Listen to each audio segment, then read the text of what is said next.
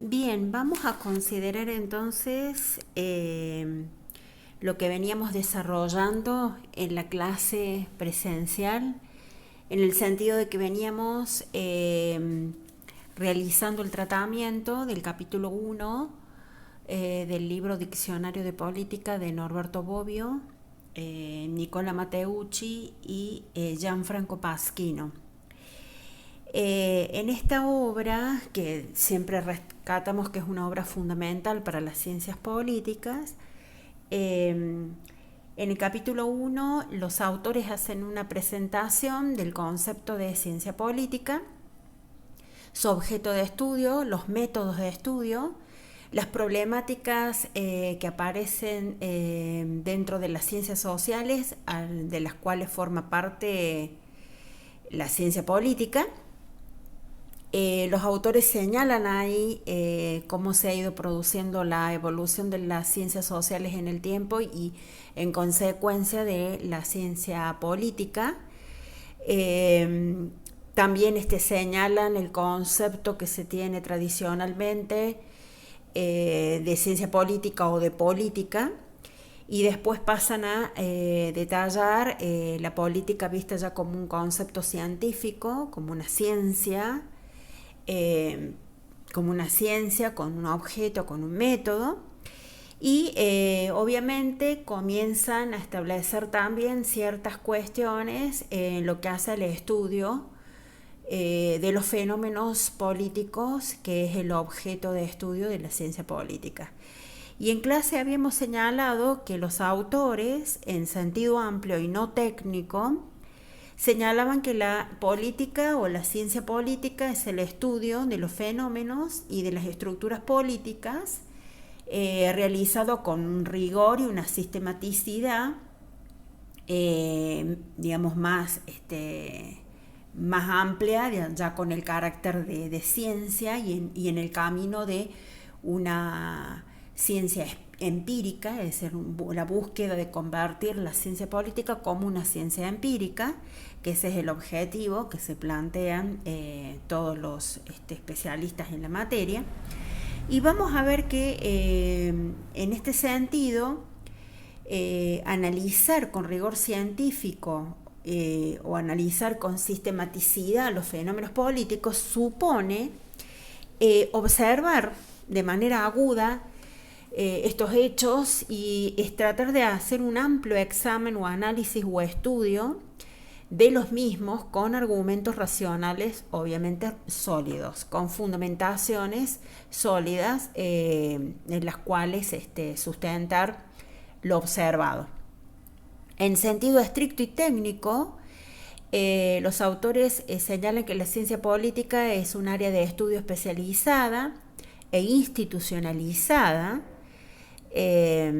porque obviamente vamos a ver que la ciencia política también involucra el estudio de las instituciones políticas que forman parte del Estado,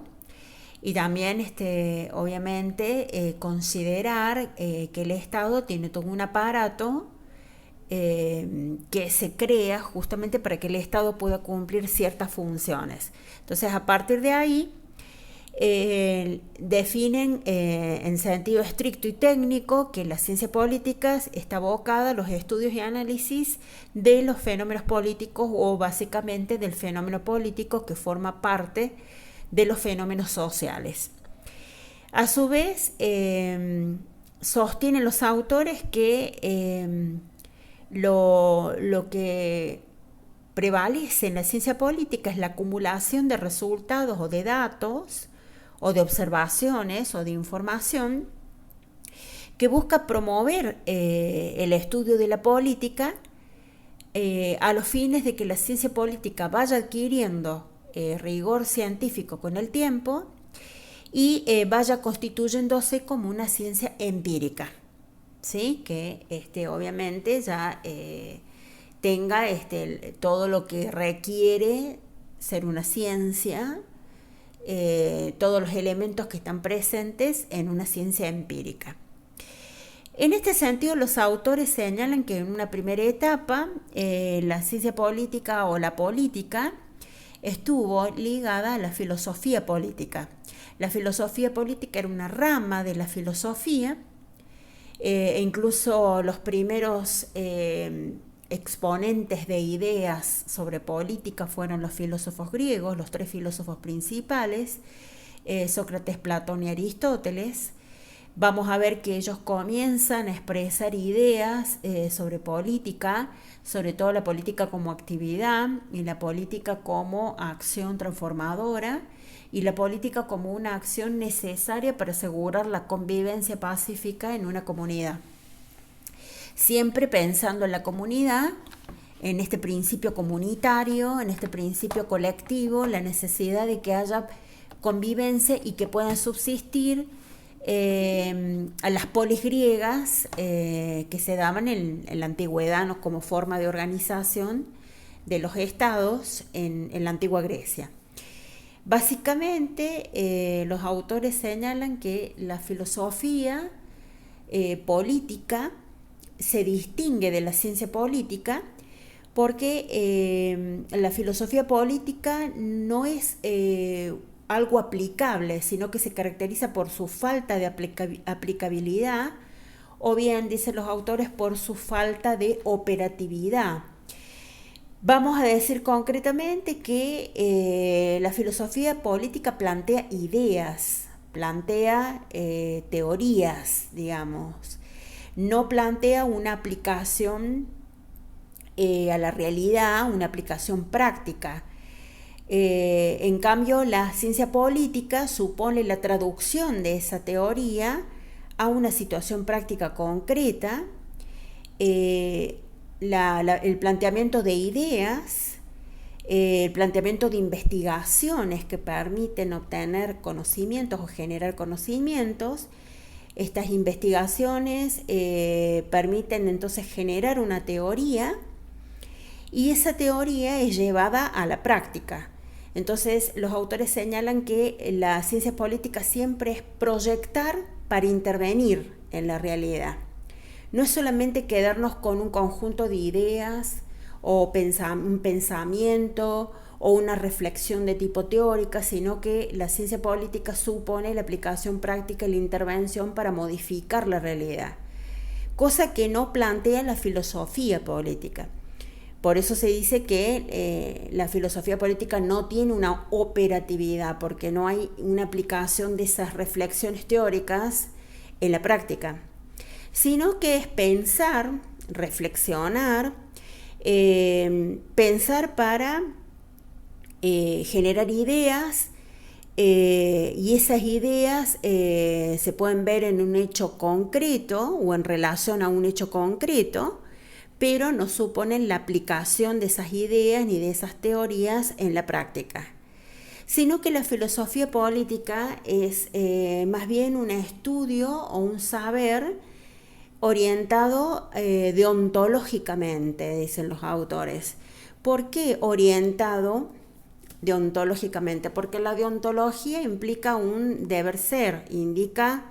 qué es lo que se debe hacer digamos, en un determinado campo o en una determinada situación o en un determinado evento, hecho, circunstancia, en una determinada decisión. La deontología implica esto de determinar cuál es el deber ser, lo correcto, lo que debería hacerse en esa situación. La deontología implica una serie de reglas, de normas, de prácticas que deben sostenerse porque se consideran que es lo que corresponde. Y la deontología pregona esta idea de que hay que hacer lo que se debe hacer porque es lo que corresponde, o sea, el deber por el deber mismo. Esos son los principios deontológicos. La ética nos indica qué es lo correcto, lo incorrecto, lo bueno, lo malo, y después cada persona, de acuerdo a su sistema de creencias valorativas, determinará qué es lo que hace, si va a hacer lo bueno o lo malo, si va a respetar ese sistema de creencias, va a adherir a ese sistema de creencias o se va a alejar de su sistema de creencias por diversos intereses o diversos motivos. Pero en el caso de la deontología nos indica un deber ser concreto, un conjunto de normas, de reglas, de prácticas que deben cumplirse en determinadas situaciones. Ya ahí está implícito de que la persona tiene que cumplir eso. Entonces, ellos sostienen que en este caso la filosofía política supone expresar ideas, una reflexión teórica sobre los hechos, tratar de enfocar qué es lo que debería hacerse, es decir, por eso habla de un estudio deontológico de los hechos, que es lo que se plantea en la filosofía política. En cambio, la ciencia política, como les había dicho en clase, la ciencia política implica una acción, una intervención. No nos quedamos en el conjunto de conocimientos teóricos fundamentados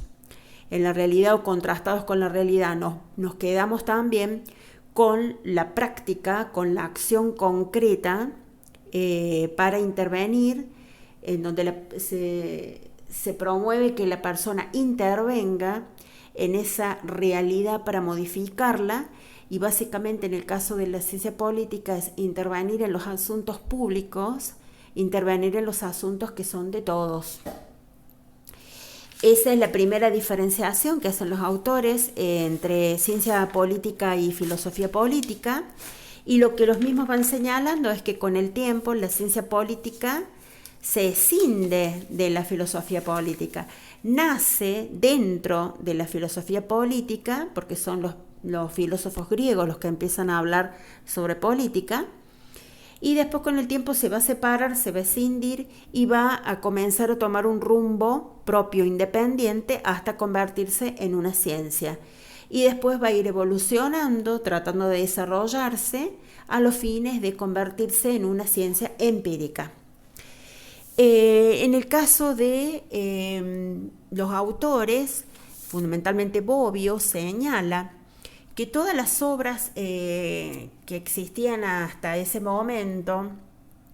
sobre ciencias políticas, e incluso todas las obras que existieron en la antigüedad y hasta mediados del siglo XIX o la segunda mitad del siglo XIX, se caracterizaron por ser obras en donde se formulaban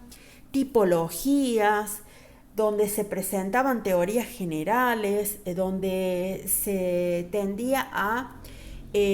presentar conceptos que surgían de generalizaciones, o las teorías que iban surgiendo, o los principios o las leyes que fueron surgiendo en esos estudios,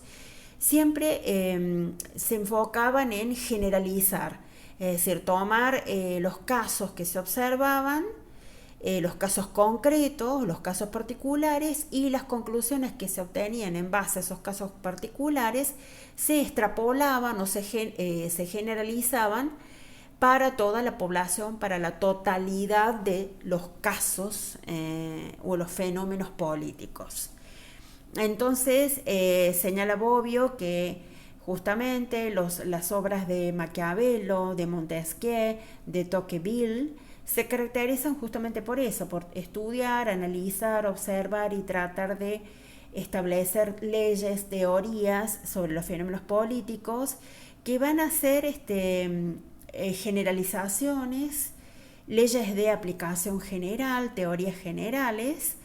que se van a fundar en la historia, sobre todo en el método histórico, porque se va a llegar a esas conclusiones aplicando el método histórico, y además siempre estas teorías van a surgir como consecuencia de análisis y estudios factuales, es decir, de los hechos. Los autores señalan que en la segunda mitad del siglo XIX comienza el desarrollo de las ciencias políticas de la mano del desarrollo de las ciencias sociales, que son las ciencias que están en boga en ese momento y las que mayor desarrollo demuestran en la época. Vamos a ver que todo este desarrollo de las ciencias políticas se ve favorecido por la corriente de pensamiento del positivismo de Saint-Simon, con los escritos de Saint-Simon y de Augusto Comte, también por las ideas del marxismo, del denominado marxismo o el materialismo histórico de Karl Marx y Friedrich Engels, y también por las teorías del darwinismo social. Estas ideas y estas corrientes de pensamiento son las que tienen influencia en las ciencias sociales en general, en particular en las ciencias políticas, y van sentando las bases para que se constituya la ciencia política moderna. Los autores señalan que, si bien es cierto, Maquiavelo es considerado el padre de la ciencia política, y la ciencia política como tal, es decir, como un conjunto de conocimientos, surge en la modernidad y se toma como referencia los textos de Maquiavelo, sobre todo los tratados que él hace sobre los principados y los tratados que hace sobre las repúblicas. Fundamentalmente se sitúa el principal aporte de este autor en lo que es el libro El Príncipe, que está basado en Lorenzo de Medici, ¿no? Quien fuera el titular de la República de Florencia en pleno Renacimiento italiano. Y vamos a ver que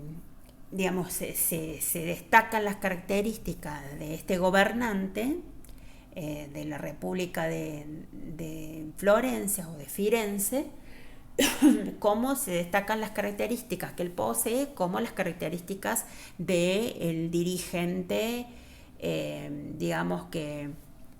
o las características que debe tener un dirigente, o las características del dirigente obviamente más exitoso, o el más inteligente, o más hábil, o mejor estratega. Vamos a ver que también los autores señalan los escritos de Gaetano Mosca, fundamentalmente el libro La ciencia política de Gaetano Mosca, y el libro Elementos de la ciencia política, que también tiene este autor. Vamos a ver que señalan también para esta época, para la segunda mitad del siglo XIX, los autores señalan que la ciencia política se escinde, se separa también de lo que es el derecho, que también es otra ciencia social. Y básicamente, dice, se separan de lo que es el derecho público, que tenía que ver con el Estado, la administración del Estado, obviamente las leyes que rigen para todos los ciudadanos, el ordenamiento jurídico que debe tener el Estado. Y básicamente porque estos estudios sobre derecho, que fueron promovidos por diversos juristas, fundamentalmente los autores señalan a Kant y a Hobbes, son escritos que antes que nada señalan que el Estado es una organización jurídica creada por un acto jurídico, y ese acto jurídico es el pacto social o el contrato social que se establece entre la sociedad civil y el Estado. Y en este caso lo que sostienen acá Bobbio es que estas ideas del Estado como una organización jurídica antes que una organización política u otras definiciones que van surgiendo después con el tiempo, esta definición del Estado o esta consideración del Estado como una organización jurídica surge como consecuencia de todos los escritos de la época sobre el denominado derecho natural. Y en este caso, los autores señalan que este carácter del Estado como una organización jurídica, porque surge como consecuencia de un acto jurídico, de un contrato, es lo que le da legitimidad al Estado como organización superior, digamos, que está por encima de los ciudadanos y que puede exigir la obediencia de los ciudadanos, la sumisión de los ciudadanos, y los ciudadanos obviamente deben también voluntariamente aceptar esta situación de obediencia y deben respetar y acatar las normas, las reglas, las leyes que emanen de ese Estado. Porque ese Estado es el que va a dar el ordenamiento jurídico para toda la sociedad, y a la vez ese Estado va a estar sujeto también a ese mismo ordenamiento jurídico. Los autores señalan posteriormente que en Estados Unidos se da el mayor auge de la ciencia política, sobre todo en Estados Unidos. Esto sucede porque es el país en donde se da un mayor desarrollo de las ciencias sociales. Entonces, en consecuencia, se da un mayor desarrollo de las ciencias políticas.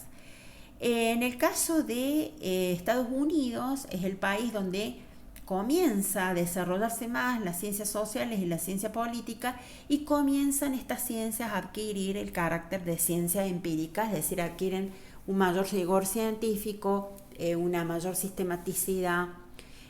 un mayor rigor en cuanto a la fundamentación de las teorías y de las leyes que son enunciadas por estas ciencias. Y a su vez señalan los autores que en este caso, en vez de ser teorías que surgen como consecuencia del avance del derecho natural, son teorías que toman un punto de vista más conductista, porque comienzan a analizar el comportamiento y estudiar los comportamientos de los individuos y de los grupos en la sociedad, y sobre todo el comportamiento de los individuos y los grupos en lo que tiene que ver a las acciones políticas, o cuando estos individuos o estos grupos tienen intervención o participación en los asuntos públicos o en los asuntos políticos. Sobre todo analizan cómo se da el voto, es decir, qué características tiene este voto, qué motivaciones llevó a que las personas emitieran el voto de la manera que lo hicieron, cómo fue que participaron en la vida política, en el acto electoral, cómo participan en lo partidario las personas, los individuos, cómo participan las personas en un partido político, cómo se da esa participación. También este concepto de la clientela electoral, es decir, los partidos políticos que salen a captar determinados grupos dentro de la sociedad y a captarlos y de tratar de fidelizarlos, es decir, mantener la adhesión de esos grupos en el tiempo.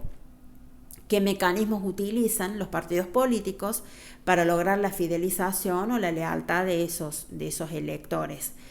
¿Cómo se toman las decisiones en los distintos niveles, del Estado o del gobierno? Cómo se toman las decisiones también en los partidos políticos, cómo es que las personas toman las decisiones en cuanto a su voto o de participar en determinado partido político. Entonces vamos a ver que en Estados Unidos comienza este punto de vista conductista, es decir, enfocarse en el comportamiento de las personas y el uso de técnicas de investigación que permiten la recolección de datos. Comienzan a aplicarse estas técnicas de recolección de datos. Ya dejamos de utilizar la documentación histórica como única fuente de obtención de información, sino que pasan a hacerse sondeos, entrevistas con las personas para obtener información, y esto lleva en determinado momento que, como consecuencia de la aplicación de estas técnicas, se logre una acumulación de datos. Hay un aumento en la disposición de datos por parte del investigador, y el investigador se encuentra con una acumulación extensiva, es decir, una gran cantidad de datos, y comienzan a aplicarse métodos cuantitativos, métodos estadísticos, para poder hacer la sistematización y la organización de estos datos, y para poder obtener conclusiones en base a estos datos. Entonces ahí se da entonces cambios en la forma en la que se va obteniendo información sobre los fenómenos políticos, la forma en la que nos aproximamos a los fenómenos políticos, que son el objeto de estudio de la ciencia política. Se da la introducción de nuevas técnicas de investigación, sobre todo muy sustentadas en los métodos matemáticos. Y también no solamente se da la ampliación de datos de manera extensiva, sino también también comienza a analizarse que los estudios habían sido limitados en épocas anteriores porque solamente se habían centrado en las culturas europeas, en las civilizaciones europeas, en estudiar, por ejemplo, la civilización romana, por ejemplo, en estudiar las naciones europeas más importantes, las que tuvieron ciertas situaciones de predominio. Entonces, todos los estudios se basaban en hacer un análisis histórico sobre estas civilizaciones y no se consideraban otras. Entonces, a partir de allí comienza a verse que los politólogos empiezan a interesarse en estudiar otras civilizaciones, estudiar la política o cómo se hace política, o a estudiar la ciencia política, cómo se revela en otros países, en diferentes países. Comienzan a obtener información y estudiar otras naciones, y de esta manera se logra ampliar los horizontes culturales de todos los politólogos, que ahora empiezan a conocer distintas realidades y pueden presentar conclusiones, teorías, leyes que ya abarcan otros países u otras culturas, otras sociedades. Entonces, obviamente se puede contar ahora con más información, y ya no todo siempre estudios sobre lo que pasa en Europa nomás. En el caso de los autores Bobbio, Matteucci y Pasquino, señalan en el capítulo 1 el autor Karl Deutsch, un autor alemán, que este autor señala que se podía observar o denotar que había 9 especies o tipos de datos que se recolectaban sobre los fenómenos políticos, y estos datos eran los que los políticos estaban obviamente analizando o se encargaban de desarrollar más estos datos, a partir de todos estos datos es que hacían los análisis que permitían llegar a distintas teorías o leyes. Vamos a ver que señalan que primero los datos que se iban recolectando y que se iban analizando en ciencia política eran los datos sobre las élites. También los datos que tenían que ver con opiniones de las masas. Los datos que se recolectaban en función del comportamiento del voto de los electores y el comportamiento de los miembros del Parlamento en países donde había sistema parlamentario. Después también señala Bobbio que Deutsch sostiene que había datos agregados que se obtenían a partir de estadísticas relevantes que permitían hacer el estudio de los fenómenos políticos. Después vamos a ver que los autores señalan que Deutsch resalta que en esa época también se acumulaban datos históricos para poder estudiar los fenómenos políticos, datos producidos por otras ciencias sociales que brindaban conocimientos o información sobre condiciones y efectos sobre las comunicaciones, y también efectos que generaban las comunicaciones también sobre las personas. También Deutsch señala la presencia de datos secundarios también derivados de nuevos procedimientos analíticos, matemáticos y estadísticos, y de programas computarizados que permitían hacer la sistematización de la gran cantidad de datos que comenzaron a acumularse en la época. También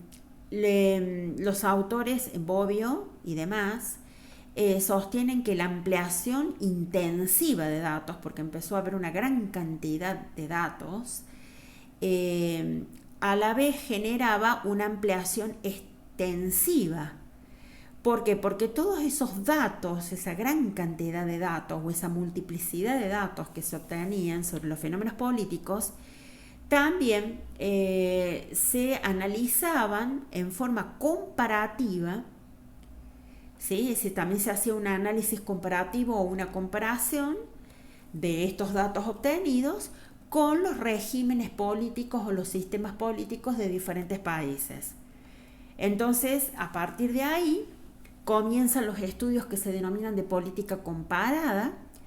que no solamente consiste en confrontar y comparar los datos de diferentes regímenes políticos que se implementan en distintos países, sino que no solamente consiste en comparar, sino también poder establecer ciertas conclusiones en base a esos regímenes que se analizan y que se estudian de otros países, no solamente establecer las diferencias y las semejanzas entre los regímenes, sino también es poder establecer conclusiones sobre los fenómenos políticos, más allá de la comparación lógica que se haría o que se hace entre los distintos regímenes y sistemas políticos. Ahí lo que vamos a ver, que digamos, la ciencia política también, lo que lo señalan ahí los autores, la ciencia política también utiliza un método de investigación experimental, el método histórico, obviamente, sobre todo el análisis de la documentación, información sacada o extraída de documentación histórica. También sostienen los autores que se utiliza un método comparativo, que decíamos recién, la política comparada, y lo que sostienen los autores también es que toda esta acumulación de datos permitió posteriormente que la ciencia política contemporánea pudiera proceder con más rigor y obtener resultados que le permitieran acercarse más a ser una ciencia empírica. Es decir, toda esta acumulación de datos permitió que tuviera más rigor científico y que la ciencia política pudiera acercarse más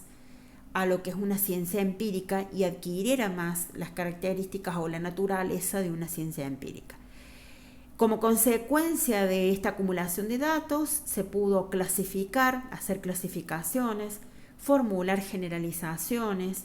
formar conceptos generales, determinar leyes, leyes incluso estadísticas o probabilísticas, leyes de tendencia, leyes de regularidad u uniformidad,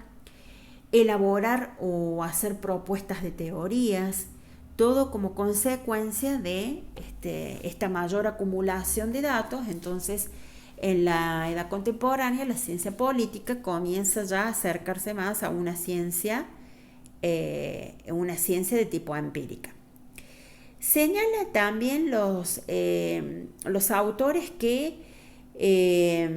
toda esta tendencia que siempre se observa en la ciencia política a clasificar, a comparar, a contrastar, a confrontar distintos regímenes o hechos para establecer diferencias, esto de hacer un método comparativo, permite sobre todo perfeccionar sobre todo las tipologías y todas las formulaciones de leyes que se hicieron en periodos anteriores en ciencia política, sobre todo tratar de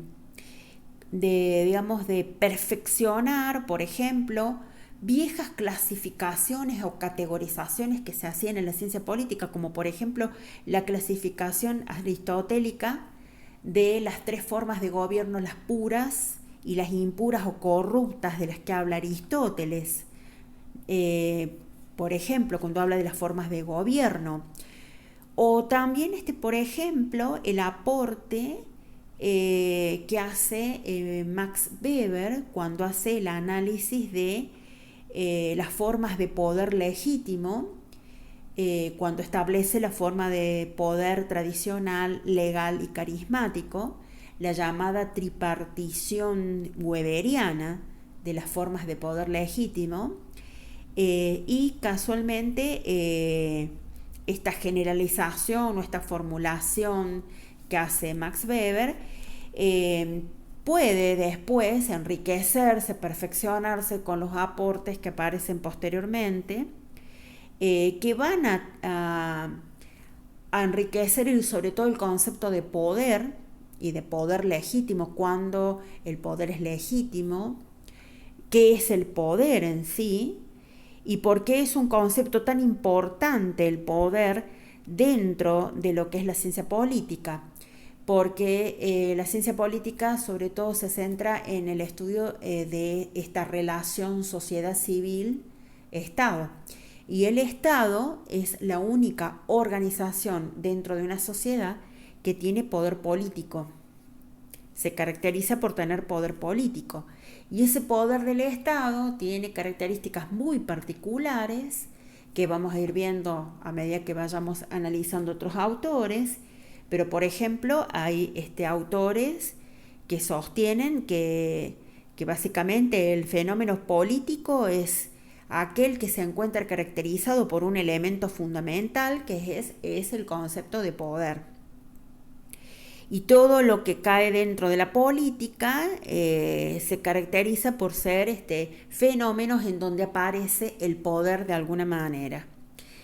Y esto de que el poder genera asimetrías, obviamente unos tienen más poder que otros, hay quienes tienen poder y otros que no tienen poder, hay distintos tipos de poder y entre ellos el poder político. El poder político que se caracteriza por ser un poder coercitivo, coactivo, que supone asegurarse la obediencia de la otra persona o de los otros. En este caso, el Estado se asegura la obediencia y asegura el cumplimiento de las reglas, de las normas, de las leyes por parte de la sociedad civil. Entonces, todos los estudios sobre política tienen este concepto de el poder, y vamos a ver que no solamente aparece el poder político, sino que también aparece relacionado con el poder político el poder económico. Y sobre todo aparece esto de el desarrollo político, los estudios que se hacen sobre todo para analizar el desarrollo político en una sociedad, y ese desarrollo político también va relacionado con el desarrollo económico y social. Entonces vamos a ver que hay conceptos que aparecen entonces muy relacionados con el concepto de poder. Un elemento fundamental de los fenómenos políticos y un concepto fundamental de estudio en el campo de la política. Después la ciencia política posteriormente entra en los estudios que desembocan en teorías sobre la clase política. Vamos a ver ahí varios estudios en relación a estas cuestiones, que son, digamos, los más condicionantes dentro de los estudios que se están haciendo incluso hasta en la actualidad en materia de política, esto de analizar las clases políticas, quién detenta el poder, quiénes son los que detentan el poder, qué características tienen, y sobre todo las conclusiones que se han arribado al respecto, en el sentido de que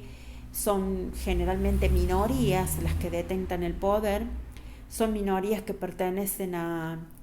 clases sociales acomodadas desde el punto de vista económico,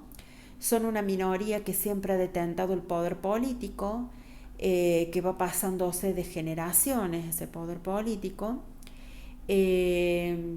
Entonces, eso es algo que caracteriza a las clases dirigentes o a las clases políticas en muchos países. Pertenecen a una familia, a una élite, a una clase social con poder económico, con poder político, y vamos a ver que esas clases sociales se van perpetuando en el tiempo.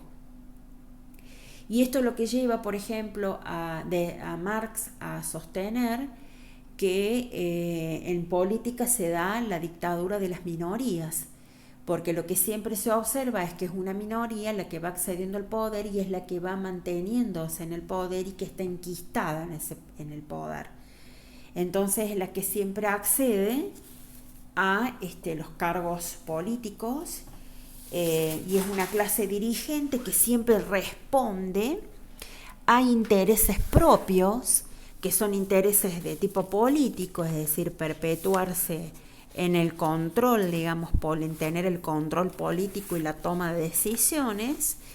en perpetuarse en la administración del Estado, y aparte una clase que siempre busca favorecer los intereses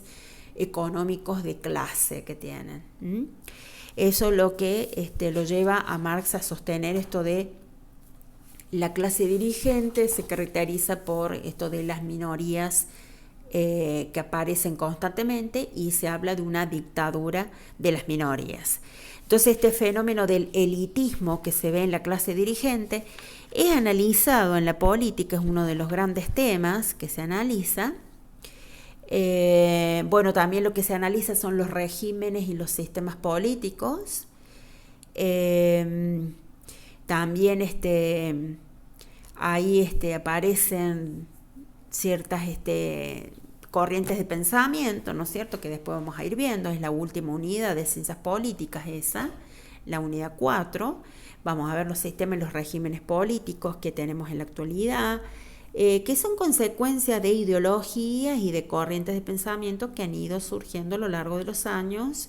en lo que es el pensamiento político. Ahí, sobre todo, omití marcarles un concepto que resalta Bobbio aquí en el libro,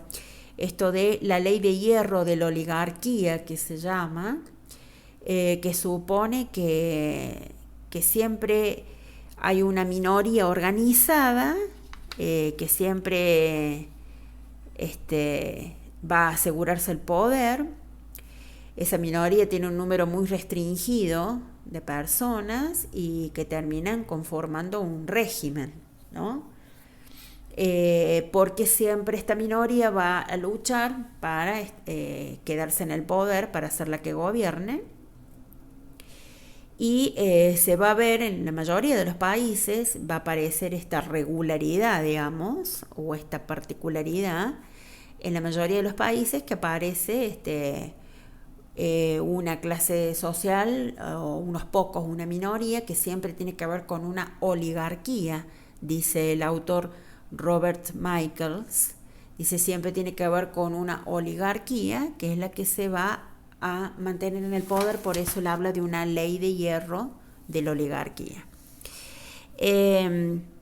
Bueno, después los planteos, los que dije recién de Marx y Engels, también Bobbio señala que estos dos autores, incluso Lenin también, formularon leyes que marcan una tendencia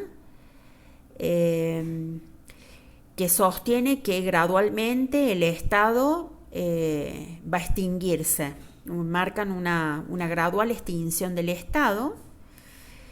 y que va a aparecer un estado de transición, porque los autores sostienen que el aparato estatal es necesario siempre y cuando exista o persista la lucha de clases, la división de clases que son antagónicas y que luchan por mantener su poder. Entonces, estos autores sostienen que la presencia del Estado es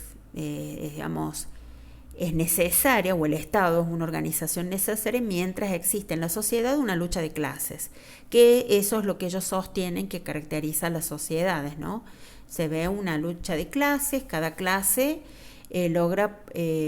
lucha por hacer prevalecer sus intereses. Entonces, mientras existan clases antagónicas, el Estado va a existir. Pero la idea que sostienen estos autores es que el Estado tiene que eliminarse, tiene que extinguirse, y por eso va a ser un estado de transición mientras esté en la lucha de clases. Y después va a ser un estado que no va a existir, que no tiene que existir porque ya deja de tener razón de ser. Entonces, para ellos, el Estado, en el caso de Marx y Engels, el Estado es un Estado coercitivo, coactivo, que hace uso de la violencia. E incluso esto también lo resalta Max Weber cuando dice el Estado es aquel el que tiene el monopolio de la violencia legítima. Entonces,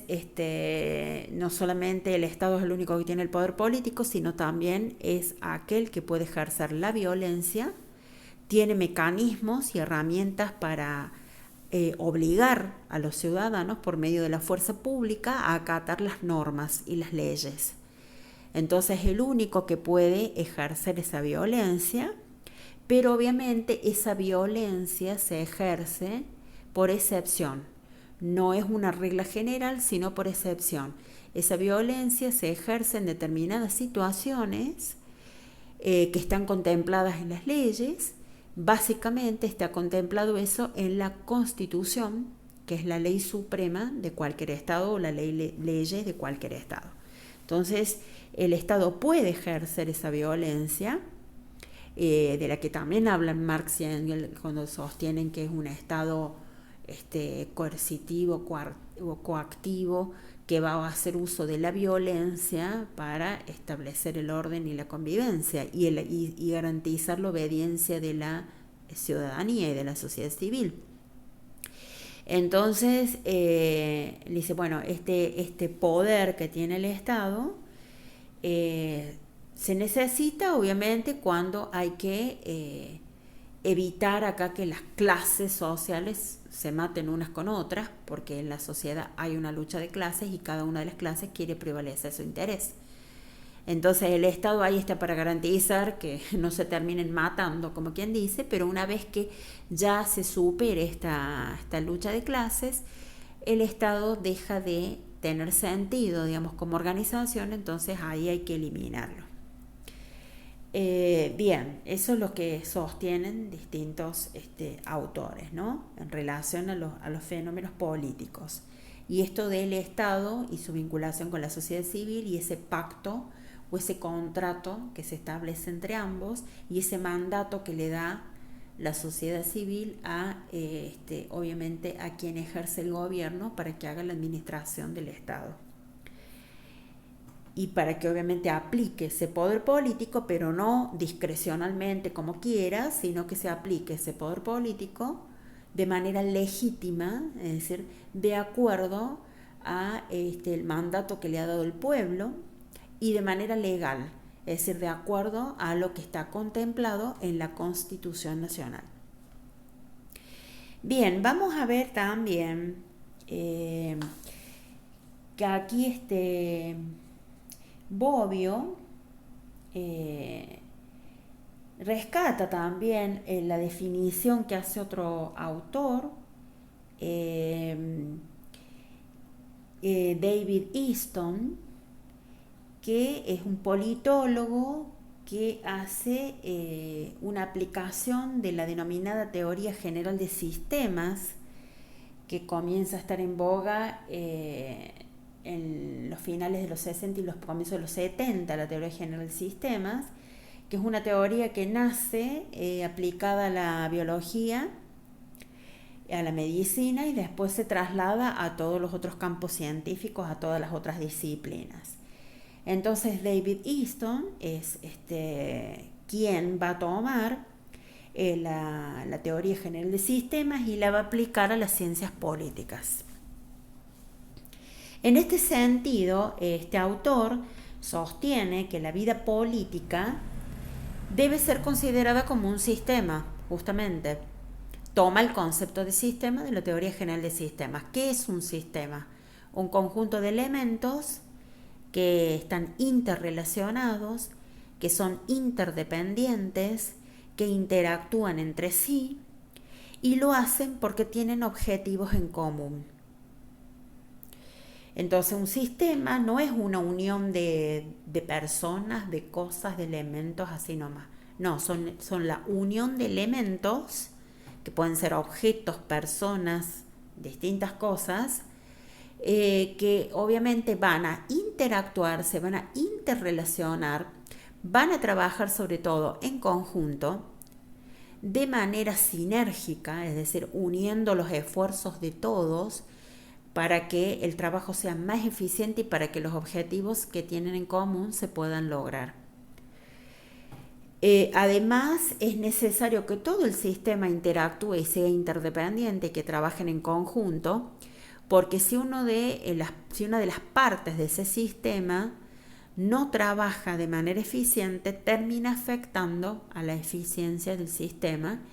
y termina no permitiendo que el sistema alcance los objetivos que se ha propuesto. Entonces, aplicando la teoría de sistemas, que habla de que los sistemas están formados por partes que son subsistemas, y esas partes o subsistemas que integran el sistema son en sí mismas como sistemas también. Se comportan como sistemas, tienen funciones propias, objetivos propios, tienen características propias, tienen una identidad propia, ¿sí? Y se comportan dentro de su dinámica, en una dinámica propia, cada subsistema o cada parte del sistema. Van desarrollando una dinámica propia y se desenvuelven en esa dinámica y buscan de alcanzar sus objetivos y los resultados esperados. Entonces, este autor, David Easton, sostiene entonces que la vida política tiene que ser considerada o puede ser considerada como un sistema, y como tal, todos los sistemas tienen un funcionamiento particular. ¿Cuál es ese funcionamiento? Todos los sistemas tienen una entrada, se dice, o un input. Luego esa entrada, que siempre viene de un ámbito externo, viene de lo que es el afuera del sistema, o del ambiente o el ámbito externo del sistema. Esa entrada es tomada por el sistema del exterior, desde el exterior. Es decir, el sistema toma esa entrada que está en el ambiente externo, está en lo que lo rodea al sistema, que eso se llama macrosistema o suprasistema. Se toma la entrada desde ese macrosistema o suprasistema que rodea al sistema y en el cual el sistema está inserto. El sistema toma esa entrada, que pueden ser datos, información, puede ser materia prima, puede ser energía, materiales, combustibles, distintas entradas o inputs.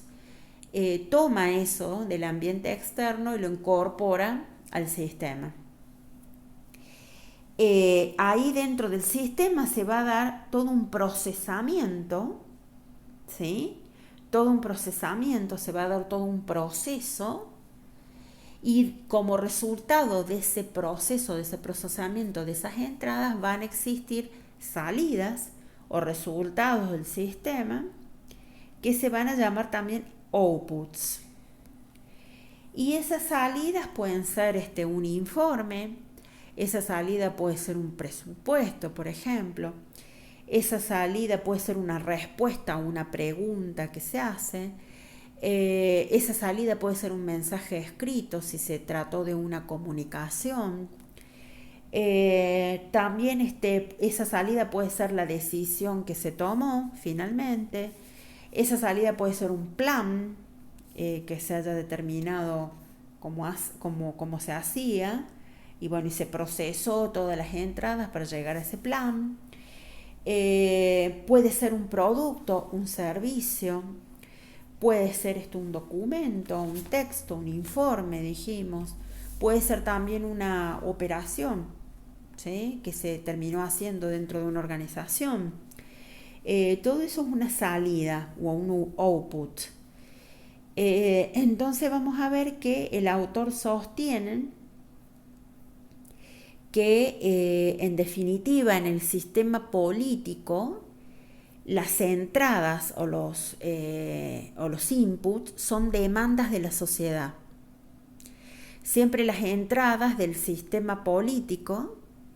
conforman demandas, exigencias, necesidades de la sociedad civil, de las personas, de los grupos que entran al sistema político. El sistema político las procesa, ¿sí? Esas entradas vienen del ambiente externo, en definitiva de todo el sistema social vienen, y se transforman a través de un proceso en decisiones políticas que van a ser las respuestas a esas demandas, exigencias, necesidades, requerimientos, pedidos, solicitudes del sistema social o de la sociedad en su conjunto. Entonces, esa salida va a ir al sistema social, o sea, sale, como su nombre lo indica, sale del sistema político y va dirigida al sistema social bajo la forma de decisiones que se toman en distintos niveles de decisión o distintos niveles de administración, por ejemplo, en el Estado o en distintos niveles de gobierno. Son decisiones, pueden ser también políticas públicas que están destinadas a solucionar los problemas sociales, problemas económicos de la sociedad, o están destinadas a solucionar problemas de las personas, de los ciudadanos, de los individuos, de los grupos, de un grupo determinado. Son políticas o decisiones políticas o políticas públicas que van destinadas a solucionar y a dar respuesta a todas las necesidades, requerimientos y demandas sociales. Eso es lo que dice Easton pasa en el sistema político. En el sistema político, entonces, tenemos este funcionamiento y él explica este funcionamiento tomando la denominada teoría general de sistemas, que es una teoría que aparece con posterioridad a las ciencias sociales, digamos una teoría un poco más reciente, que también se utiliza para explicar cómo funciona la política, las ciencias políticas en un país o en una sociedad. Bien, ¿qué otras cuestiones señalan los autores ahí a nivel científico en relación a las ciencias sociales? Bueno, en el caso de Bobbio, Matteucci y Pasquino, señalan que en la ciencia política lo que se ambiciona es lograr el estatus de ciencia empírica. Es decir, una ciencia que no solamente explique y describa los fenómenos que son su objeto de estudio, sino que también pueda hacer un análisis y pueda obviamente generar leyes, teorías con más rigor científico. Y dijimos que en el caso de las ciencias políticas se cuenta con un número de datos muy importante que están a disposición del investigador, del politólogo, para que éste pueda estudiar los hechos políticos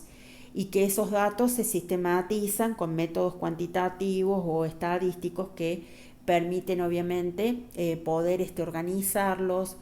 evaluarlos, seleccionarlos y poder hacer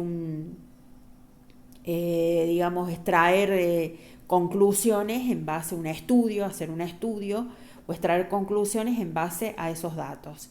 La informática lo que ha permitido es procesar todos esos datos de manera más rápida, con más velocidad. Entonces, vamos a ver que estos sistemas son muy utilizados para hacer todo el análisis estadístico de todos los fenómenos políticos, y fundamentalmente lo que ha permitido es salir de métodos tradicionales y manuales para poder incorporar métodos de procesamiento electrónico de datos que no solamente permiten procesar los datos con mayor rapidez, sino que permiten trabajar con más variables, poder analizar más variables, hacer entrecruzamientos de variables, utilizando métodos estadísticos, el denominado análisis multivariable, que se utiliza en la estadística, y la estadística es una parte de la matemática. Entonces, vamos a ver que este análisis multivariable permite hacer entrecruzamientos de datos y hacer el análisis de muchas variables. Pero obviamente ese análisis multivariable tiene un límite, es decir, no se puede establecer relaciones, se dice, o correlaciones entre las variables, no se puede hacer la cantidad de correlaciones que uno quisiera. No se pueden hacer millones de correlaciones, sino que se pueden hacer múltiples correlaciones, pero hay un límite. Es decir, cuando ya buscamos hacer más correlaciones o establecer más vinculaciones entre las variables que afectan un fenómeno político, vamos a ver que tenemos límites, no podemos hacer el análisis de todas esas variables modificándose al mismo tiempo o afectando al fenómeno político al mismo tiempo.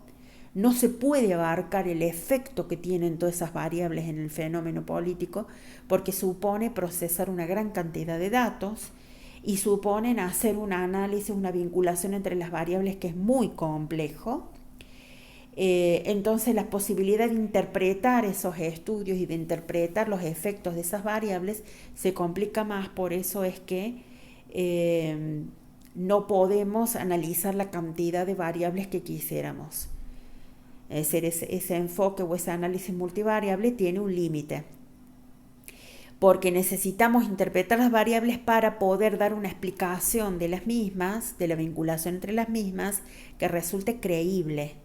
Y eso se hace cada vez más complejo. También estos métodos computarizados que provee la informática permiten explicar los fenómenos y explicar las vinculaciones y las correlaciones entre las variables que aparecen en el fenómeno. Y también permiten hacer lo que se denomina una previsión. ¿Qué es esto de una previsión? Es tratar de explicar algo, ¿sí? No fundado ya en datos, sino una previsión es tratar de establecer una serie de estimaciones, tratar de predecir, de anticipar, de prever una serie de comportamientos, por ejemplo, en las personas, o de reacciones emotivas que pueden tener las personas, o de cómo harían las personas sus elecciones racionalmente. Tratar de establecer una serie de cosas en relación a los comportamientos, los fenómenos, los hechos, como forma de previsión, o sea, de anticipación. Me estoy anticipando al comportamiento que realmente se va a ver, observar en la práctica, se va a producir. Y esto se puede hacer gracias a la acumulación de datos y la posibilidad de sistematizar esos datos en forma computarizada, ¿no? y de utilizar métodos estadísticos. Entonces se puede hacer previsiones, se puede tratar de estimar, de anticipar conductas, lo que puede llegar a suceder con un fenómeno. Se puede hacer una estimación, una previsión de tipo científica con estos métodos que estamos utilizando, ¿no? Entonces se van a implementar programas de investigación o estudios de investigación en donde se van a tratar de hacer previsiones o tratar de estimar o anticipar o de prever comportamientos futuros. Básicamente lo que sostienen los autores es que en las ciencias sociales se trata de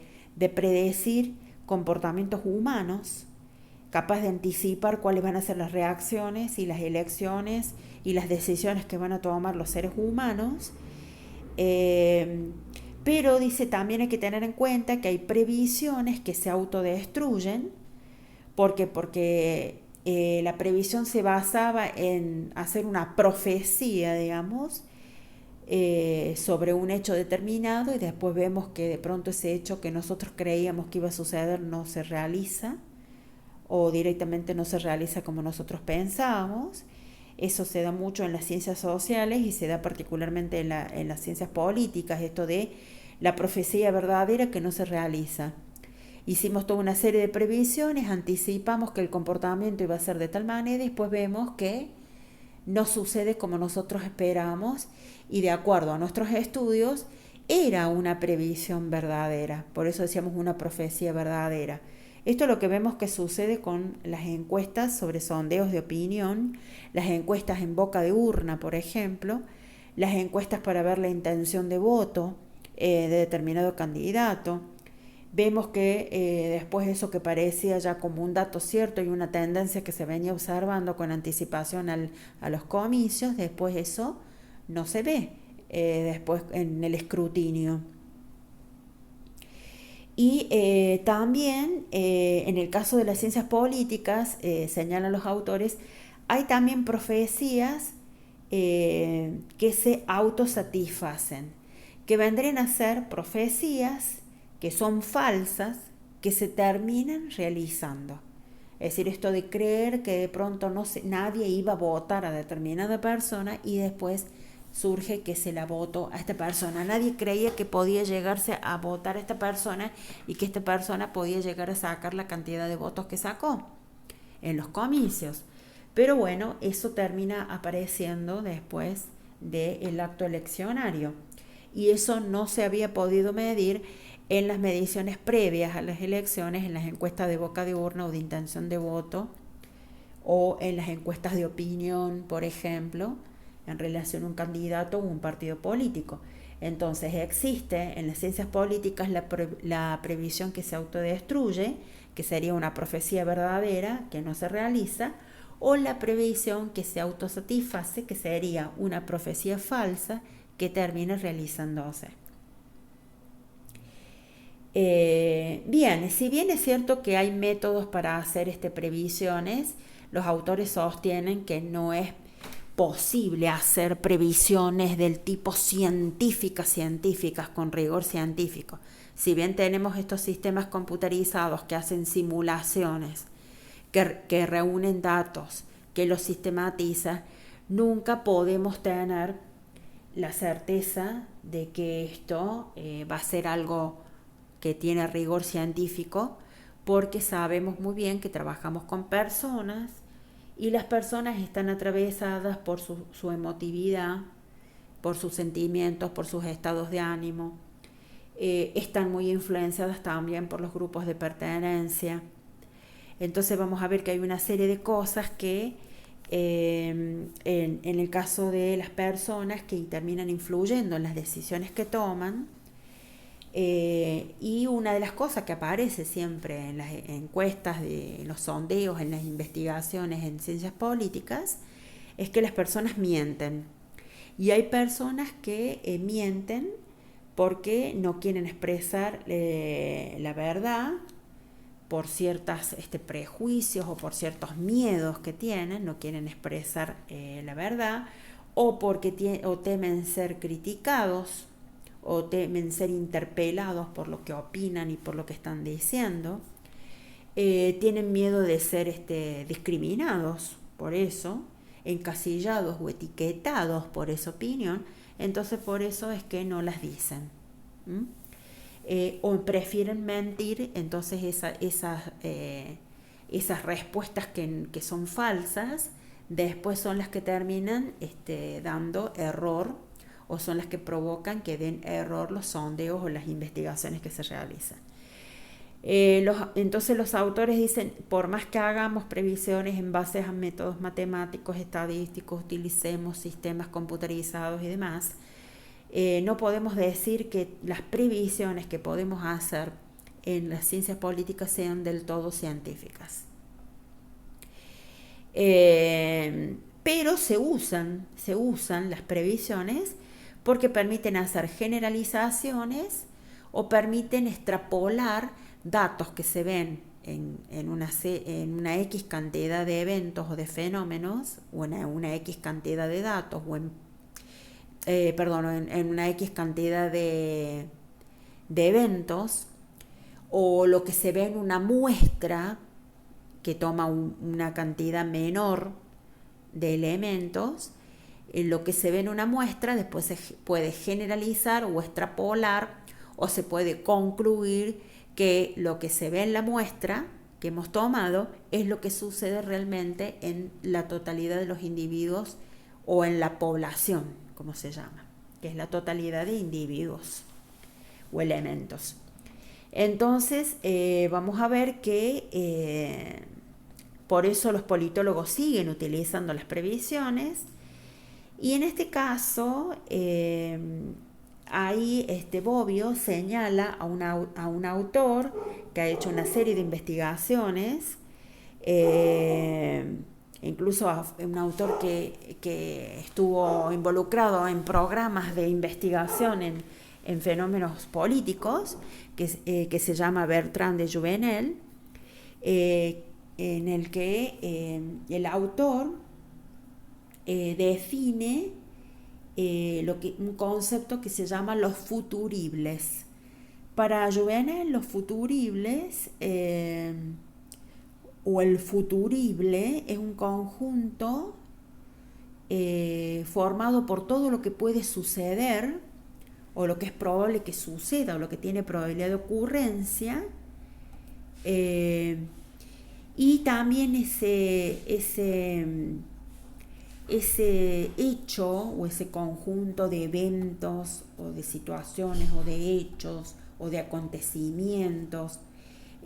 van a poder acaecer, o sea, tienen probabilidad de ocurrencia, pueden ocurrir en la medida en la que se den determinadas condiciones. Es decir, no se trata de un futuro, el futurible no comprende a un futuro imposible, ¿sí?, sino un futuro posible, es decir, abarca una serie de hechos que tienen probabilidad de ocurrir, que pueden llegar a ocurrir, sobre todo en determinadas circunstancias o bajo la presencia de ciertas condiciones, ¿sí? Entonces no están hablando de algo imposible de suceder, sino de algo probable que suceda. Entonces, en el caso de Jouvenel, él analizaba un programa de investigación en donde se monitoreaban y se observaban distintas líneas de tendencia en el desarrollo social, o ciertas tendencias que se observaban en el desarrollo social de las distintas sociedades, y el grado de realización o el grado en que podían llegar a presentarse o a darse esas tendencias de desarrollo social en la realidad. Entonces él analizaba qué tendencias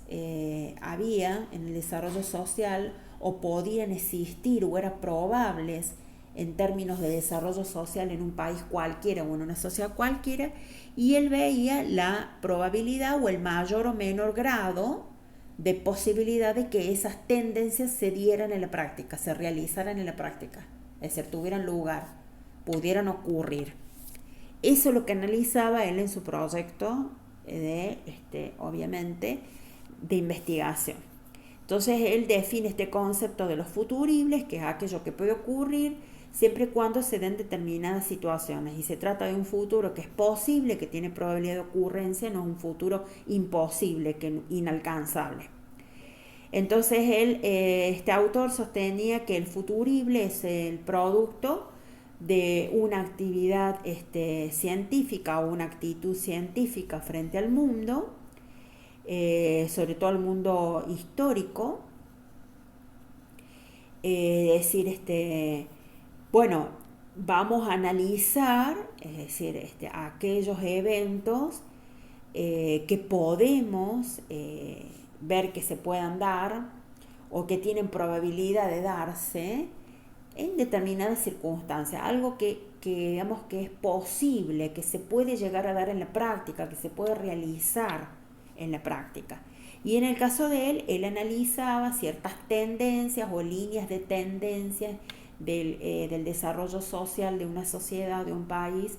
que podían llegar a darse y que tenían probabilidad de que pudieran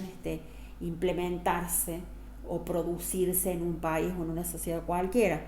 Entonces él analizaba algo posible, no algo imposible.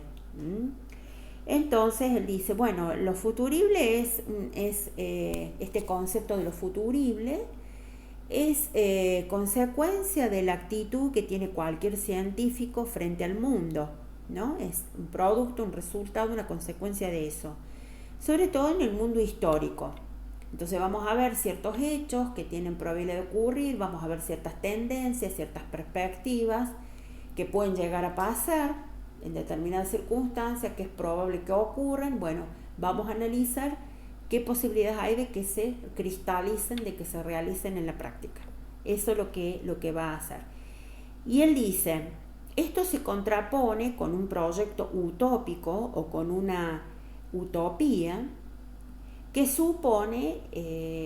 analizar algo que no tiene probabilidad de ocurrir. Es decir, también en política hay planteos de utopías que serían situaciones muy ideales, que son producto de la imaginación filosófica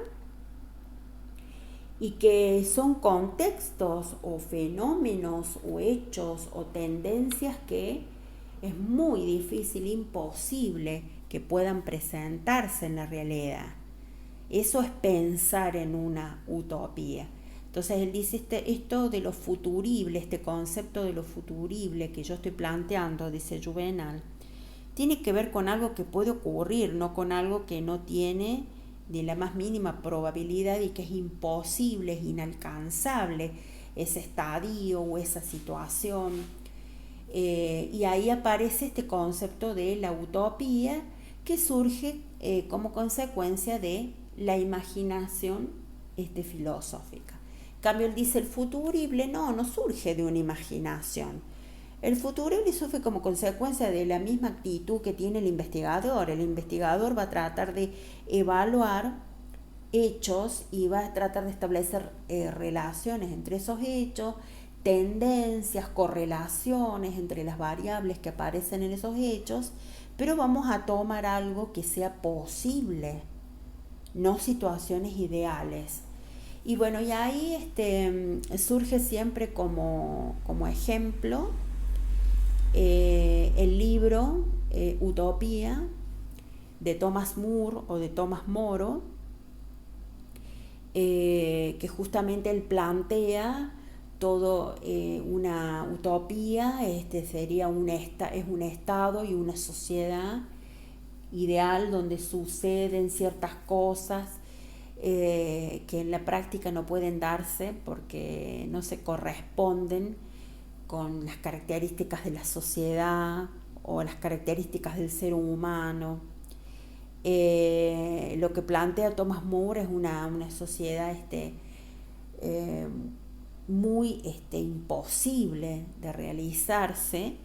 porque las condiciones que él plantea no tienen que ver con la naturaleza de las personas,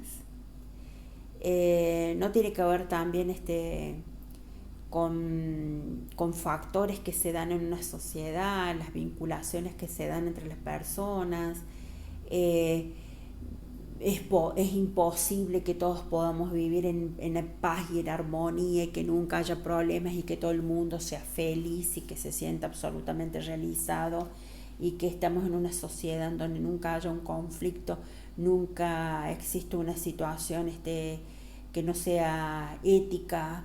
donde todo el mundo se lleve bien y donde todo el mundo en armonía pueden estar de acuerdo en todo. Eso es imposible.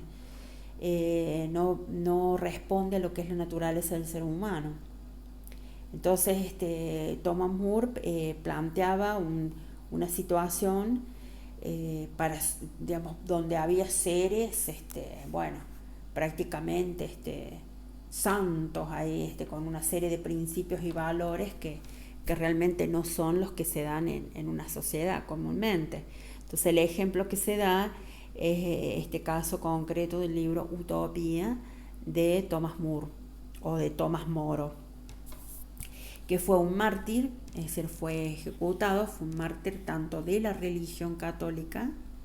como, que es el famoso santo Tomás Moro para la religión católica, y también es un mártir para la religión anglicana de Inglaterra. Entonces,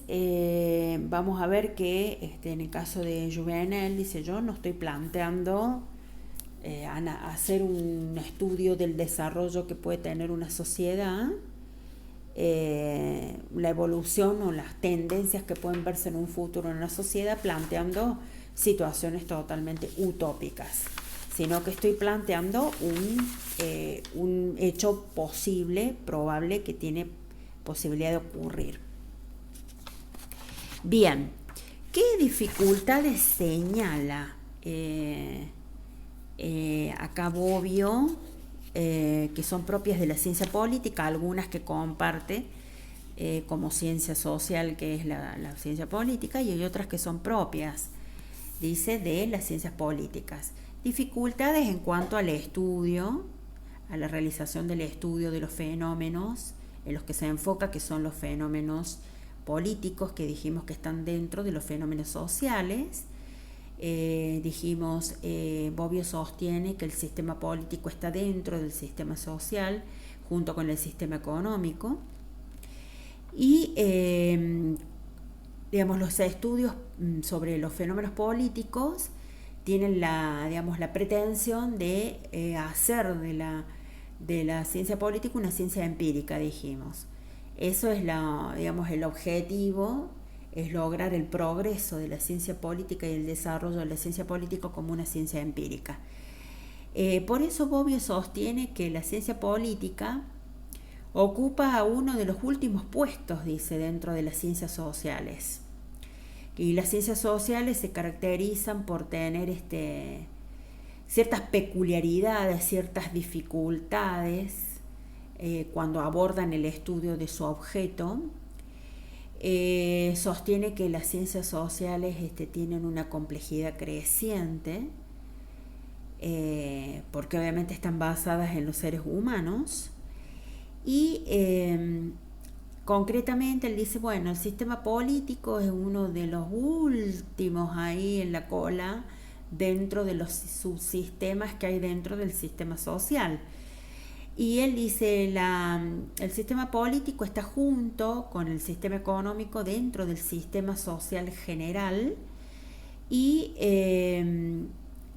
presupone una ciencia general sobre la sociedad.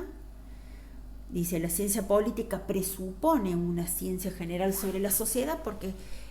estudia los fenómenos políticos, entre ellos, por ejemplo, los partidos políticos, y los partidos políticos, antes que un partido político en sí mismo, son asociaciones de personas. Si los partidos políticos son asociaciones políticas, pero ¿cuál es la base? La asociación de personas que crea esa agrupación política o ese partido político. Entonces dicen, los partidos políticos son una forma de asociación de las personas. Son una de las formas que buscan las personas de agruparse y de asociarse para lograr objetivos en común, para lograr aspiraciones, expectativas, para alcanzar ciertos logros, obtener ciertos resultados que si los tuvieran que hacer de manera independiente o individual no podrían alcanzarlos, y justamente como se reconocen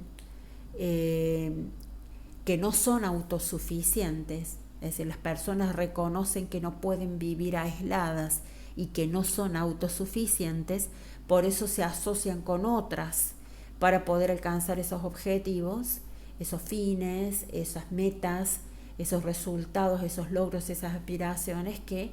quieren alcanzar y que obviamente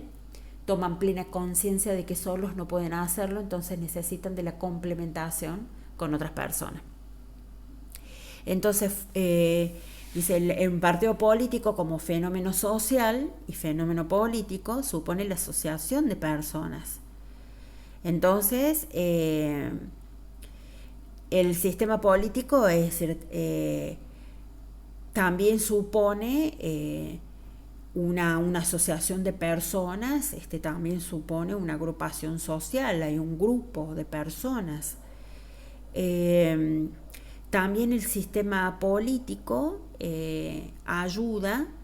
a la estabilización y el desarrollo del sistema económico, que también forma parte del sistema social. Y también el sistema económico y el sistema político también se integran con el sistema o el subsistema cultural, ¿sí? Donde Bobbio señala que la organización que más se distingue dentro de ese sistema cultural, decíamos en el sistema político, es el partido político. En el sistema económico o el subsistema económico va a ser justamente el sistema económico que se implemente en ese país o en esa sociedad. Y tanto el sistema político o el subsistema político y el subsistema económico que están dentro del sistema social se van a integrar también y se van a vincular y se van a relacionar con un sistema cultural en donde aparece la iglesia o las iglesias, los diferentes cultos, como las formas de asociación y de organización y de agrupación de las personas, que aparece dominante dentro de la cultura,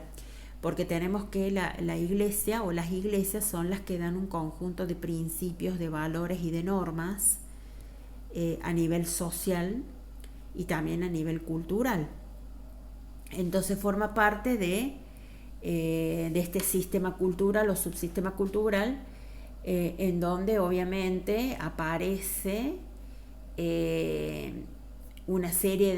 de pautas, de normas culturales que van a tener impacto en las personas, y estos sistemas culturales o subsistemas culturales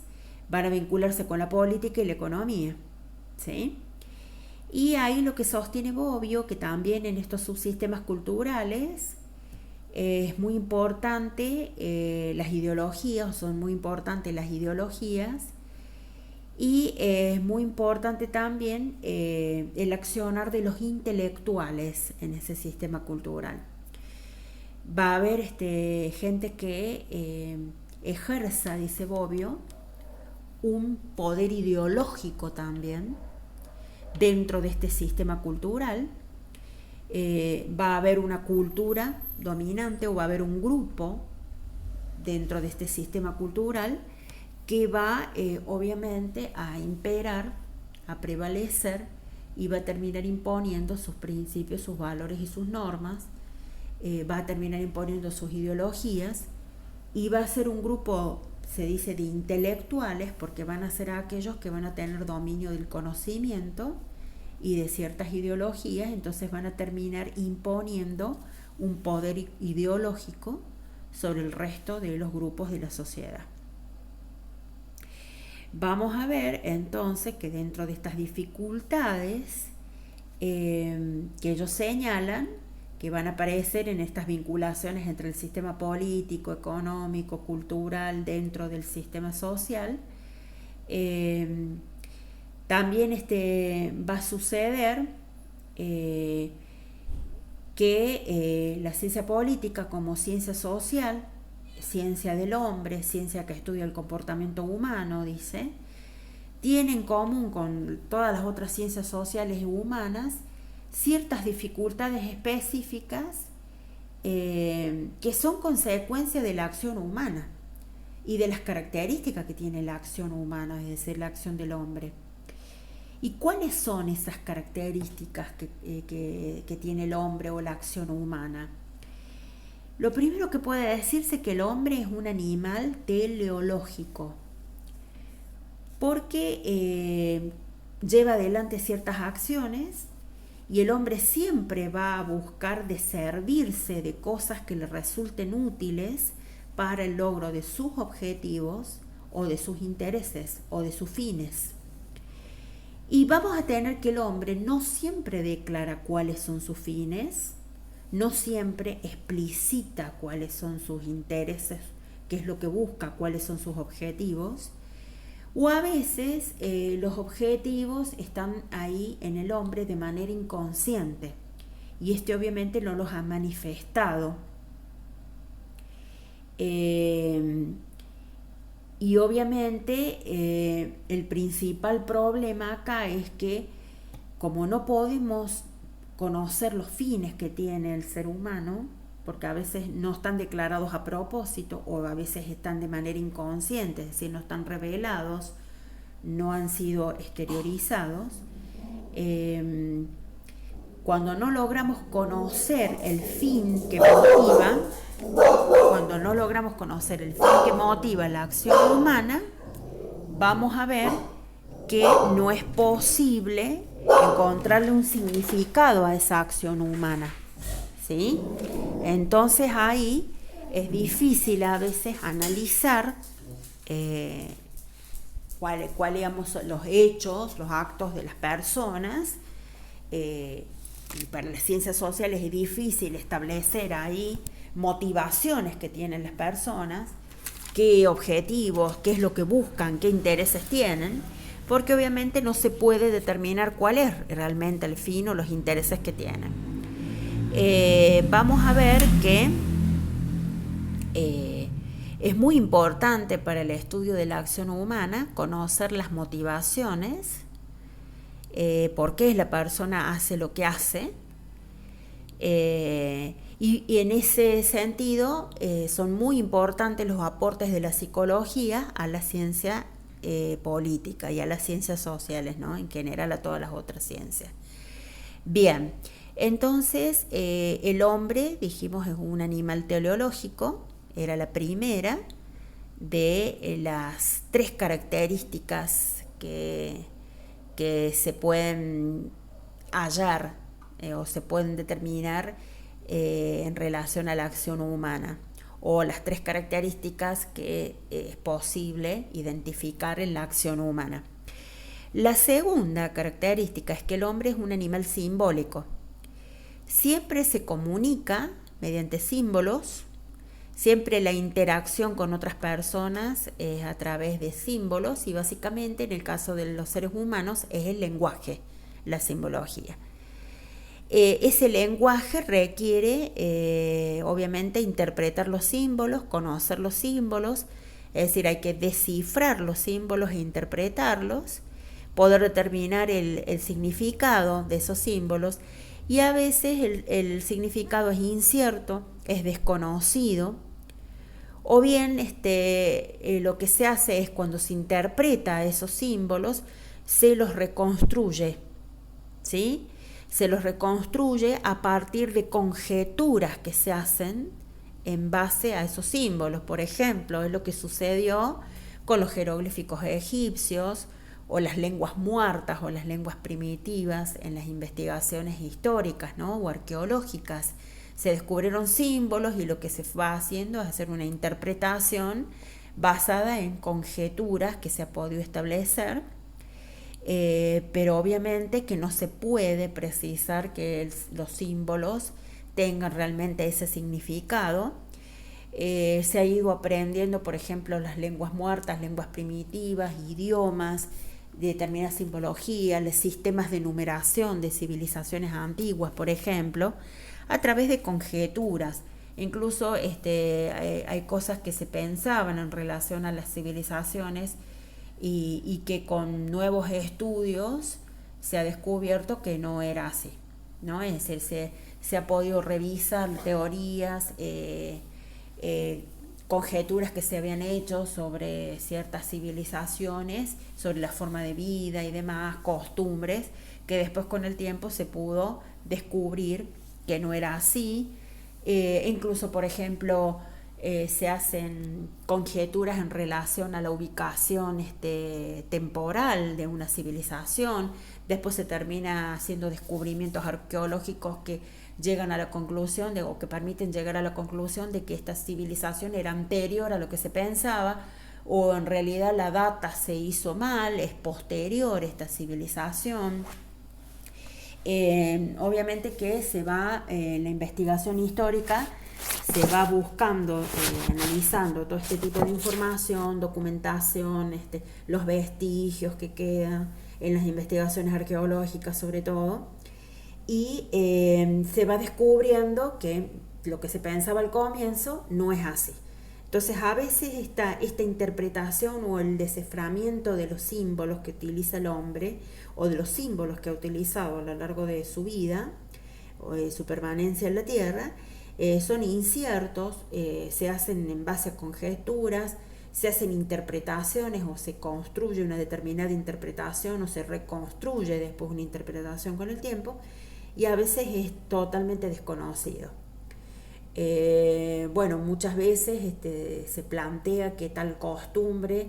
la tenía una civilización en determinada circunstancia, y después con el tiempo se dice que no es así, o hay dudas. Por ejemplo, en el caso de la civilización maya, en el caso de los grupos que se elegían para que hicieran el partido, el partido que de lo que sería el antecedente del fútbol, esa contienda que hacían en Maya, que en las antiguas mayas, que se elegía un grupo que se enfrentaba al otro, jugaban con una pelota que debía ser introducida en una serie de aros que estaban en la pared, fijados en la pared, y que solamente se podía utilizar los pies y los costados de la cadera para movilizar la pelota. Hay una serie de conjeturas que dicen que el equipo que triunfaba era el que se sacrificaba a los dioses, es decir, a los mejores se los sacrificaba a los dioses. Hay otras conjeturas al respecto que dicen que el equipo que se sacrifica es el que pierde, por haber perdido justamente. No hay certezas realmente sobre cómo era este partido que se hacía de fútbol, por así decirlo, o este deporte que practicaban ellos, que se ofrecía a los dioses. Hay conjeturas, como también hay conjeturas de cómo puede ser que se haya extinguido esta civilización, la civilización maya. Hay también una serie de teorías basadas en conjeturas, en descubrimientos que se han ido haciendo que no son realmente concluyentes. Entonces vamos a ver que se interpretan los símbolos, pero no podemos tener certezas. Y la tercera característica sobre el comportamiento humano, sobre la acción humana, es que el hombre es un animal ideológico. El hombre se sirve de valores que están vigentes en su sistema cultural, o en el sistema cultural en el que se haya inserto o inmerso, o en el que convive y el que forma parte, y a partir de ese sistema de valores que él toma del sistema cultural dominante en la comunidad donde él está o en la sociedad donde él está, el hombre racionaliza su propio comportamiento. Entonces hace uso de motivaciones que son distintas a las reales, a las verdaderas motivaciones que lo llevaron a tener cierta actitud. Hace uso de motivaciones, o usa como justificativo, como fundamento de sus acciones, motivaciones que son distintas a las que realmente incidieron en él para que hiciera ciertos actos, y utiliza esas motivaciones que se alejan de la realidad para justificarse, o bien para obtener un consenso o una aprobación del resto. Y entonces el hombre, como es un animal ideológico, va a buscar siempre de racionalizar su propio comportamiento y tratar de explicar su propio comportamiento, fundamentarlo, va a tratar siempre de encontrar razones en las cuales fundar por qué se comportó como se comportó, que muchas veces responden a la realidad, pero en otras oportunidades no responden a la realidad, y son elementos que utiliza el hombre para justificarse de por qué actuó de tal manera. Entonces todo esto que hemos visto, estas características que aparecen en las acciones humanas o en el comportamiento humano, que generan sesgos, que generan obviamente inconsistencias y que no permiten que se generen teorías con rigor científico de pronto, y no permiten que se vaya adquiriendo el carácter de ciencia empírica en el caso de las ciencias políticas. Entonces, concluye Bobbio acá que la importancia de la investigación social y política debe estar dada por la tarea de velar todo lo que está oculto, todo aquello que está siendo falseado, reconstruido, o todo aquello que se está mostrando como incierto o totalmente desconocido. La tarea de la investigación social y política es develar todo eso, todos esos hechos, develar las verdaderas motivaciones que están detrás de la acción humana, y analizar críticamente estas motivaciones, todos estos comportamientos, todo esto que aparece en la acción humana, que sabemos que genera un sesgo, que genera desvíos y que no permiten obtener leyes o teorías con mayor rigor científico. Y sobre todo, también plantea Bobbio que hacer un análisis crítico sobre las ideologías también que aparecen atravesando los actos humanos, las acciones humanas. Hay que analizar también porque estas ideologías son las que también generan sesgos. Bien, y el otro problema que aparece en las ciencias políticas, al momento de investigar, hacer una investigación política o analizar o estudiar los fenómenos políticos, es lo que se denomina la avaloración. Nosotros tenemos que siempre en las ciencias políticas se hace la crítica de que las ciencias políticas tienen un sesgo subjetivo, porque aparece también involucrada la subjetividad, la percepción del investigador, que de pronto en las ciencias duras, en las ciencias naturales se dice que no aparece tanto. Y en general en el conocimiento científico o en las investigaciones científicas siempre se trata de eliminar la subjetividad del que investiga, eliminar la percepción del investigador y que la investigación sea lo más objetiva posible y que tenga el mayor rigor científico posible. Entonces, para lograr que la investigación tenga la mayor rigurosidad científica, es necesario eliminar los juicios de valor del sujeto que investiga. Esos juicios de valor vienen a ser intrusos dentro de la investigación que hay que eliminar. Entonces hay que, obviamente, fomentar la avaloración, que sería la eliminación de los juicios de valor, y la avaloración supone eliminar este sesgo de la subjetividad del investigador, que el investigador pueda incluir opiniones y que obviamente pueda llegar a ciertas conclusiones porque esté involucrada ahí sus propias creencias, sus principios, sus valores, su ideología,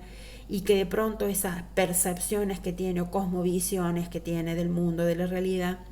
aparezcan ahí en los resultados de la investigación.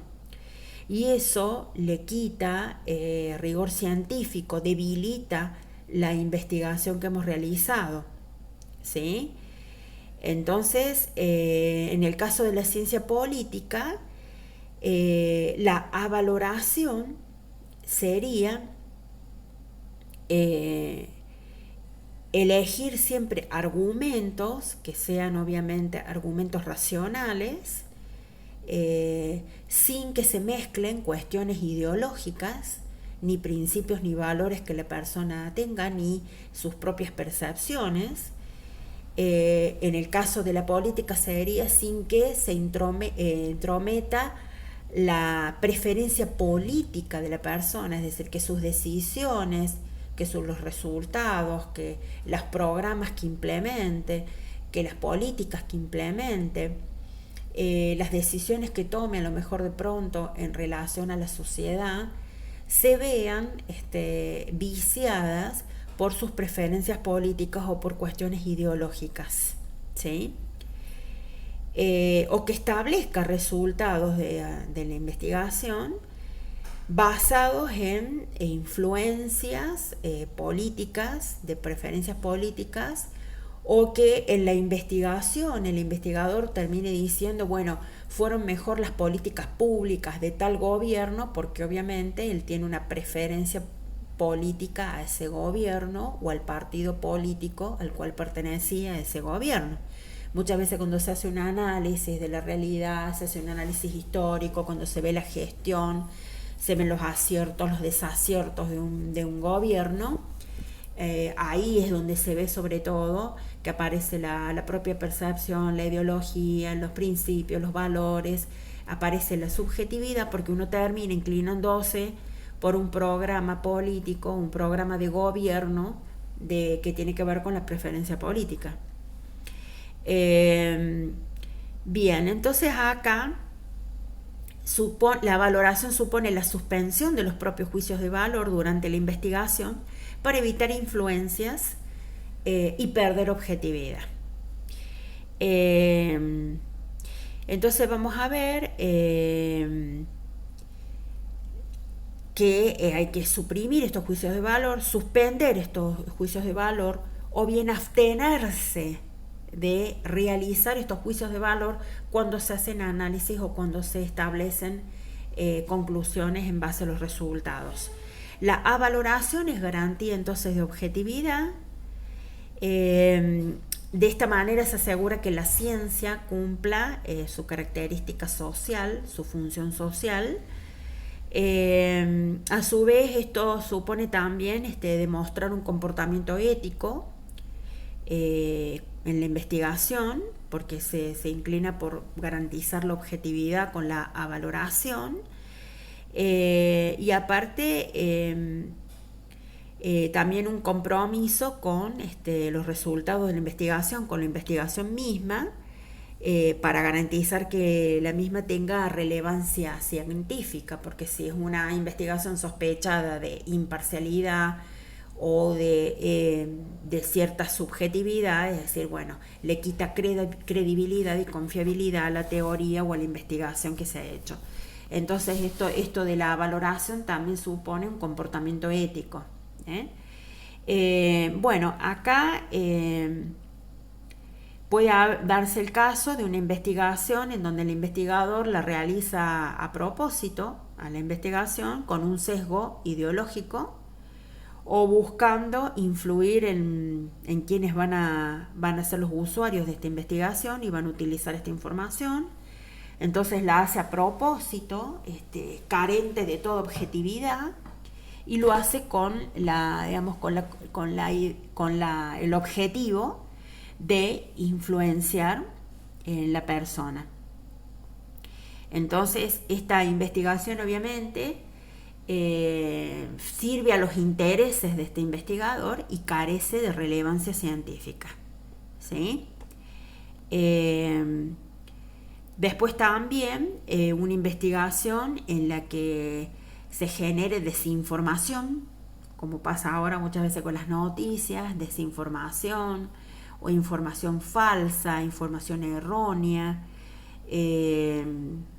información que genere confusión. Eso también hace que la investigación no sea objetiva y que no tenga rigor científico. La objetividad es un requisito esencial para la ciencia. Es decir, es fundamental que la persona elimine los juicios de valor, pero objetividad no es sinónimo de indiferencia. Un investigador debe ser objetivo, es decir, debe eliminar, suprimir los juicios de valor, pero no debe ser indiferente. La indiferencia es una actitud en la que yo demuestro que no me interesa la investigación que yo estoy haciendo. Y por el contrario, se necesita que el investigador esté realmente comprometido con el objetivo de realizar una buena investigación científica, para obviamente cumplir con el requisito esencial de la ciencia, que es ser objetiva. La valoración tiene el objetivo de que la investigación sea objetiva, y que después los resultados de esa investigación puedan ser utilizados para describir hechos, explicar hechos, para analizar hechos, para constituir una teoría o una ley. Entonces es importante que después esa investigación objetiva que tuvo ciertos resultados puedan ser utilizados, esos resultados, para establecer conclusiones, ¿no? Y ahí viene después la función práctica de la investigación, que tiene que ver con que esos resultados son empleados para explicar algo determinado, y en este caso para explicar algo de las ciencias políticas. Bien, en el caso de la ciencia política se va a generar un conocimiento científico que va a formar parte del conocimiento social general, ¿sí? Y de las relaciones que se dan entre los distintos subsistemas, el sistema político, económico, cultural, ¿sí? Cómo se relacionan. Y básicamente lo que sostiene Bobbio acá es que la acción política que llevan adelante las personas o los seres humanos, dijimos, los seres humanos hacen una acción que se llama acción humana. Bueno, la acción política de los seres humanos tiene que estar al servicio y debe contribuir a la realización de una sociedad más justa, ¿sí? Entonces, lo que nosotros tenemos que lograr es que exista un conocimiento más riguroso, más basado en leyes objetivas, que expliquen el desarrollo de la sociedad en el tiempo, o cuál es el desarrollo que van teniendo las sociedades en el tiempo, y que permita obviamente que se pueda alcanzar el logro o el objetivo de que exista una sociedad más justa, o que existan sociedades más justas. Entonces, la ciencia política tiene que estar movilizada por el ideal, dice Bobbio, de una política científica, es decir, una acción política fundada en obtener un conocimiento más riguroso, con leyes más objetivas que traten de explicar el desarrollo de la sociedad, que no esté abandonada a la subjetividad o a los juicios de valor de los investigadores, ni tampoco a la intuición de los investigadores, sino que tenga rigor científico y que se vaya acercando más a una ciencia empírica. También la política científica tiene que estar orientada a eliminar toda falsificación ideológica de los verdaderos móviles o de las verdaderas motivaciones de la acción humana. También la ciencia política nace en un contexto social e ideológico específico, obviamente que va a tener una influencia, y para evitar que ese contexto social o ideológico tenga una influencia en la acción humana, tenemos que irnos acercando al ideal de la política como ciencia, justamente, para evitar que estos sesgos aparezcan, que el contexto social ideológico influyan en las decisiones y en las motivaciones de las personas y en definitiva en la acción humana. Y lo que va a permitir que eso no suceda es que la política se acerque cada vez más a una ciencia, o que sea una ciencia cada vez más rigurosa, comprometida, es decir, a analizar rigurosamente los hechos, eliminando toda cuestión ideológica y obviamente alcanzando el ideal de política científica, en donde los hechos van a ser analizados, van a ser puestos en cuestión o en tensión, examinando su significado histórico, el significado histórico y el pasado y el actual, el presente, poniendo de relieve todos los límites y las condiciones que afectan su puesta en práctica, su implementación en la sociedad, y indicando cuáles son las posibilidades o las tendencias o las líneas de desarrollo social que pueden existir, y obviamente siempre planteando tendencias o líneas de desarrollo social que se puedan implementar, que sean posibles. Esto de lo que hablaba Juvenal, de los futuribles, no de cosas imposibles u utópicas. Y bueno, con esto damos por terminado lo que es el desarrollo entonces del capítulo 1 del Diccionario de Política de Bobbio, Matteucci y Pasquino, en donde los autores hacen una presentación de la ciencia política, su objeto de estudio, los métodos de estudio, diversas problemáticas que aparecen en las ciencias políticas y los aportes de diferentes autores, ¿no? En los que obviamente los se basan para obviamente presentar este análisis que ellos hacen de la ciencia política como ciencia, y obviamente de la ciencia política ligada a las ciencias sociales,